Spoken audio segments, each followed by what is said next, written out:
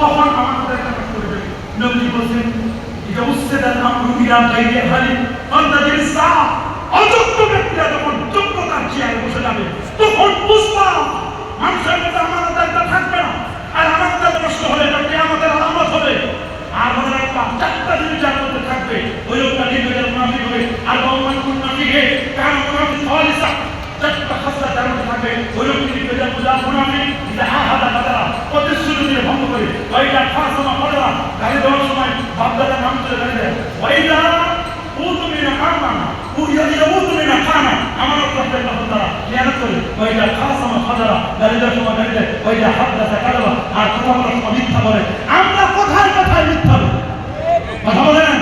মিথ্যা বলার স্বভাবটা ইসরায়েলিদের, মিথ্যা বলার স্বভাব হলো ইহুদিদের, মিথ্যা বলার স্বভাব হচ্ছে খ্রিস্টানদের, মিথ্যা বলার স্বভাব হচ্ছে অন্যদের। অথচ ওই স্বভাবটা, ওই সফটওয়্যারটা আজকে আমরা আমাদের সফটওয়্যার মধ্যে ইনস্টল করে নিয়েছি, যেখানে সমাজের মধ্যে ফিতনা ফিতনা ফিতনা।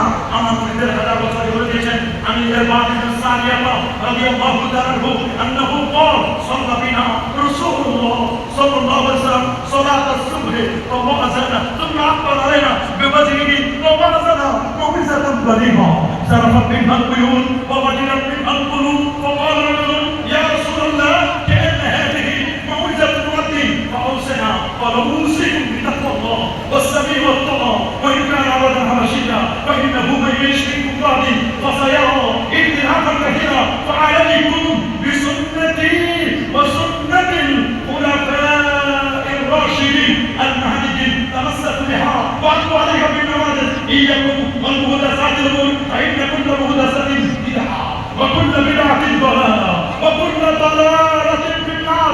رواه أحمد والترمذي وابن ماجه وأبو داود. আমার রাসূল বলেন সালাতুস সুবহে ফজর নামাজ নবীজি পড়ালেন। ফজর নামাজ পড়ার পরে সাহাবায়ে কেরামের দিকে ঘুরে বসেন, নবীজি একটা ওয়াজ করলেন। ওয়াজের ময়দানে যখন নাট্য মঞ্চ হয়ে গেছে, কথা বলেন জোরে বলেন, ওয়াজের সুন্নতকে আমরা ধরে রাখতে পারি না। সমাজে আমাদের ওয়াজ নিয়ে মানুষ ট্রল করে, বলে না কি করে? এক আলেম বলছে মুরব্বি মুরব্বি, ব্যবহার করছে একটা শব্দ মুরব্বি। এই মুরব্বিটা সারা বাংলাদেশ না, সারা পৃথিবীতে এখন ট্রলের শব্দ হয়ে গেছে। আচ্ছা বলেন, এই আলেমকে বলেছে, হয়তো এই আলেম কোনপন্থী, এটা একটা বিষয় নয়, কিন্তু ফতোয়া যখন দিলে তখন সবার ক্ষেত্রে যে মুরব্বি শব্দটাকে এত ছোট্ট করে দিত, মুরব্বি শব্দটাকে এত ওয়েটফুল শব্দটাকে এত বিনম্রতায় পৌঁছে গেল, যেখানে আমার রাসূল বলেন নাল্লাম ইয়ারহাম সাগীরানা ওয়া ইয়াক্তির কাবীরানা আলাইসা মিন্না আল মুস্তাদরাক সাইয়্যিদ আল হাদিস আল বারাকাতু মা আকাবিরুম। বরকত আছে মুরব্বিদের মধ্যে। যে মুরব্বি শব্দটা কত হেল্পফুল, বিবাহ, স্বাধীন, ব্যবসা, বাণিজ্য, গুরুত্বপূর্ণ ডিসিশন নেওয়ার সময় মুরব্বিদেরকে গুরুত্ব দেওয়া হতো। সেই মুরব্বি শব্দ নিয়ে ট্রল করছে, সমাজের মধ্যে ফিতনা তৈরি হচ্ছে। কথা বলেন, আর এই ফিতনার জন্য দায়ী কারা? আলেম ধরেন কারা দায়ী? কারা দায়ী? আলেমরা দায়ী, আলেমরা দায়ী। মাহফিলের মঞ্চগুলোতে আমাদেরকে যখন বিষয় দেওয়া হয়, আমরা বিষয় নিয়ে কথা বলতে চাই না, আমরা অন্য বিষয়ে কনভার্ট হয়ে যেতে চাই। ওই আগে 50 বছর আগে যে ওয়াজ করেছি, 20 বছর আগে যে ওয়াজ, সে আগের ওয়াজ আমাদের রেডি করা, ওইটাই শুধু ডেলিভারি। নতুন করে কোনো তত্ত্ব আমরা উপস্থাপন করি না, কোরআনের আয়াত মুখস্থ করি না, কোনো হাদিস আমরা মুখস্থ করতে চাই না।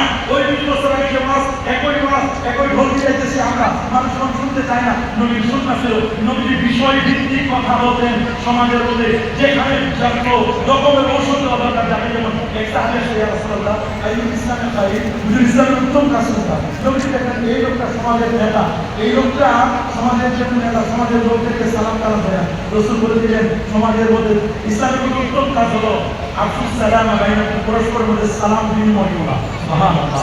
আরেকজন আসলেন, হুজুর ইয়া রাসূলুল্লাহ ইসলামের উত্তম কাজ কোনটি? নবী দেখেন এই লোকটি জিহাদের প্রতি তার অনুরাগ কম। নবী বলেছেন আমি জিহাদ করতে সাবিলিল্লাহ, তাকে প্রেসক্রাইব করে জিহাদের কথা বলে। আরেকজন জিজ্ঞেস করেন ইয়া রাসূলুল্লাহ ইসলামের উত্তম কাজ কোনটি? নবী বলেন বিররুল ওয়ালিদাইন। নবী বুঝতেন, নবী ছিলেন তাবিবুল উম্মাহ, উম্মতের ডাক্তার। ডাক্তার জানে কোন রোগীকে কোন রকমের চিকিৎসা দেওয়া দরকার। কথা বলেন ঠিক না? ডাক্তার জানে কোন রোগীকে কোন রকমের চিকিৎসা দেওয়া দরকার। কিন্তু সেই মুসলমান আজকে নির্যাতিত, নিপীড়িত, নিষ্পেষিত মুসলমান যেখানে মাথা দেওয়া হচ্ছে, সেখানে মুসলমানদেরকে বড় জাত দিয়ে নিঃশেষ করে দেওয়া হচ্ছে। আপনারা জানেন সেই ইসরায়েল দুষ্টতাটা, সেই আমেরিকা মুসলমানদের উপরে অত্যাচার অত্যাচার, নির্যাতন, নিপীড়ন করবো। হসপিটালগুলোকেও ছাড় দেয়, ছোট্ট ছোট্ট ইনোসেন্ট শিশুদেরকে ছাড় দেওয়া হয় নাই, শিক্ষা প্রতিষ্ঠানগুলোতে ছাড় দেওয়া হয় নাই, হসপিটালগুলোতে ছাড় দেওয়া হয় নাই। সেই মুসলমানদেরকে আজকে নির্যাতন নিপীড়ন করছে। পিছনে কারণ জানি কেন মুসলমান নির্যাতিত হচ্ছে, কেন মুসলমান নিপীড়িত হচ্ছে? যদি মুসলমান তার ইতিহাস, তার ঐতিহ্য, কোরআন, সুন্নাহ, নবীর আদর্শ, আউলিয়া কেরামের দর্শন আজকে যদি সমাজে অ্যাপ্লাই করতো, আমরা যখন সমাজ ছেড়ে দিয়েছি, আমার নবীর টার্গেট ছিল সমাজ কেন্দ্রিক, নবীর সমাজের মানুষের সাথে নবীর অ্যাটাচমেন্ট ছিল, সোসাইটির সাথে নবীর সম্পর্ক ছিল। আমরা আলেম ওলামা পীর মাসে আস্তে আস্তে করে সমাজ ছেড়ে দিয়েছি, মসজিদ ছেড়ে দিয়েছি। আমরা গোলামীর চিন্তা আবদ্ধ, সুদ, ঘুষ, বেপরদাগিরি, বেহায়াপনা, বেলাল্লাপনা আমাদের প্রিয় বসেছে। সুন্নাতকে আমরা ধারধারি না। আলেম পাস, হাজার পাস, কামের পাস, মসজিদগুলোতে একদিন নামে 3 জন, 5 জন, 7 জন, 10 জন পর্যন্ত আলেম বসে। পীর মাসায়েখরা আছে, সে পীর মাসায়েখরা পর্যন্ত অনেক মসজিদে যেতে চায় না, মসজিদগুলোতে যেতে চায় না। আলেমরা জামাতে নামাজ পড়তে চায় না, সুদের সাথে কানেক্টিভিটি তাদের রয়েছে, সুদের সাথে তারা রিলেটেড রয়েছে। এমনও দেখা গেছে আলেম সে তার চেকটি আরেকজনের কাছে বন্ধক দিয়ে অর্থ নিয়ে এসেছে। 1 মাস 2 মাস যদি তার বেতনটি ডিলে হয়ে যায়, আজকে মুসলমান অর্থনৈতিকভাবে আমরা স্বাবলম্বী নয়। আমরা যদি চাকর হতে চাই, আমরা যদি চাকরি করতে চাই, কিন্তু 10 ভাগের 9 ভাগ যে ব্যবসার মধ্যে, এটি আমরা ভুলে গেছি। আমরা অন্যের মধ্যে থাকতে চাই, আমরা চাকরি দেব, মুসলমান আমরা চাকরি দেব। এই ধ্যান নিয়ে যদি আমরা থাকতাম, আজকে আমরা মুসলমান সুদের সাথে কারবারের কারণে আমাদের মধ্যে ইনসাফ নাই, আমাদের মধ্যে আদালত নাই, আমরা জুলুম করছি। আমরা মনে করছি নবীর সুন্নাহ, নবীর মুসলিম, নবীর আদর্শ কেবলমাত্র একটু বিলাস করা। আমরা মনে করছি একটু শুধুমাত্র দেখা যায় আমাদের উপর একটু দোয়া করা। আমরা মনে করছি 5 ওয়াক্ত নামাজের উপর দোয়া করা। আমরা মনে করছি নবীর সুন্নাহ, জুব্বা, আবা, কাবা, টুপি, দাড়ি এগুলোই নবীর সুন্নাহ, তাহাজ্জুদ এগুলোই শুধু আমরা করবো। আর যারা আহলে হাদিসের ভাইরা তারা মনে করেন সুন্নাহ হচ্ছে কেবলমাত্র আমি একটু জোরে করা, রফে আদায় করা, আর মনে করছি কেরাত খাওয়া ইমাম বলে এরাই পৃথিবীর সবচেয়ে বড় আলেম, বাংলাদেশের সবচেয়ে বড় আলেম। তারপরে সমাজের সাথে মিশে গেছে। আমরা সমাজের সাথে মিশে যাই না। যদি কেউ মিশতে চাই সমাজের সাথে, আমাদেরকে অন্য কিছু ট্যাগ লাগিয়ে আমাদের দেশে আহলে সুন্নাহ ওয়াল জামাতের কর্মী থেকে কেউ খারিজ করে দেওয়ার চেষ্টা করছে। কথা বলুন ঠিক কিনা? আমাদের সুন্নাহ কোনটা, নবীর মুসলিম কোনটা, নবীর আদর্শ কোনটা? আমরা আলেম হচ্ছি, অথচ আমাদের ইনসাফ নাই, আমাদের ন্যায় পরায়ণতা নাই। ন্যায় পরায়ণতা নাই বললে চলে। কথায় মানুষ ন্যায় পরায়ণতা শিখবে। আমি মসজিদের খতিব, আমি মাদ্রাসার পরিচালক, আমি আমার অধীনস্থের সাথে ন্যায় পরায়ণতা করতে পারছি না, ইনসাফ করতে পারছি না, আমার কথায় কথায় জুলুম হচ্ছে, তার সাথে ভালো বিহেভ করতে পারছি না। অথচ আপনি দেখুন আল্লাহর কোরআনের দিকে আমরা যদি সার্চিং দেই, তাহলে আল্লাহর কোরআনের সার্চিং দিলে আমরা দেখতে পাবো আল্লাহ সুবহানাহু ওয়া তাআলা কিভাবে আহলে কিতাবদেরকে অ্যাড্রেসিং করেছেন। ইয়া আহলাল কিতাব, আহলে কিতাবদেরকে, ইহুদি খ্রিস্টানদেরকে কিভাবে সম্বোধন করেছেন, কিভাবে সম্বোধন করেছেন। ইয়া কওমা নূহ, হে নূহের জাতি, তারা কত অত্যাচার করেছে, নূহ নবীর উপর জুলুম করেছে, নির্যাতন করেছে। আমার আল্লাহ তাদেরকে নেগলেক্ট করেন নাই, আল্লাহ তাদেরকে তিরস্কার করে বলেন নাই। আপনাদেরকে বলেছেন ইয়া আহলাল কুফার, অথবা বলেছেন ইয়া আইয়ুহান নাস, হে মানব জাতি, উযকুরু নি'মাতাল্লাহি আলাইকুম, হে বনী ইসরাঈল। বনী ইসরাঈল কত দুর্দর্শ জাতি ছিল।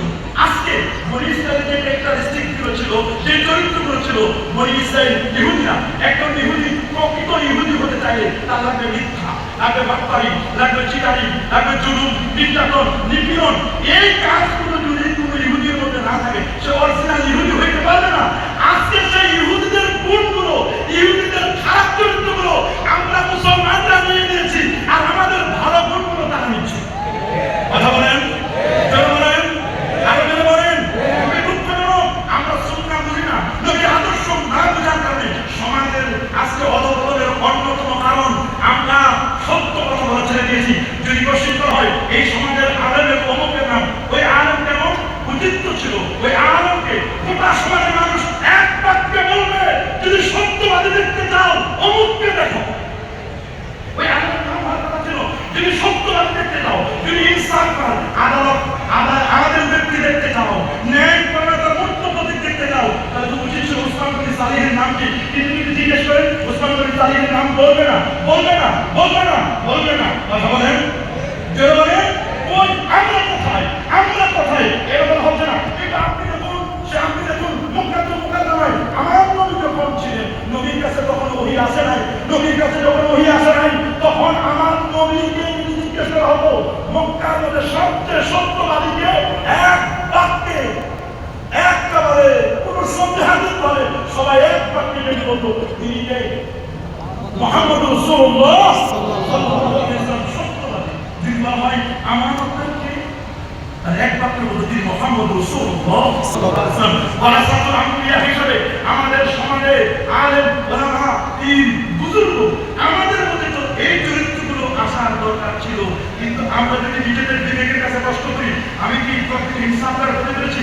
আমি তো মসজিদের খাদেমদের প্রতি ইনসাফ করতে পারি না, আমি তো মাদ্রাসার জনগণ শিক্ষকের প্রতি ইনসাফ করতে পারি না, আমি একজন বড় ইসলামিক দলের নেতা আমি তো কর্মীদের প্রতি ইনসাফ করতে পারি না, আমি যদি রাষ্ট্রের দায়িত্ব না হয় এই রাষ্ট্র তো আমার কাছে আমানত নয়। কথা বলেন ঠিক কিনা? এক ভাই আমাকে বলতো যে হুজুর আপনারা এত বক্তব্য দেন আপনারা এই কথা বলতে পারেন না যে ডিসিপ্লিনের মধ্যে বিশেষ করে বাংলাদেশে ইসলামী হুকুমত কায়েম করবো। আমি বললাম ভাই বাংলাদেশে ইসলামী হুকুমত কায়েম করবে খুব সহজ কথা, আর আগের মধ্যে এই আয়াতগুলো তো আমরা করেছি খুব সুন্দর কথা, কিন্তু নবীর সুন্নাহ কি? নবীর সুন্নাহ ছিল ইসলাহে কওম, ইসলাহে নাফস, ইসলাহে কওম, ইসলাহে হুকুমাত, ব্যক্তি সংশোধন, সমাজ সংশোধন,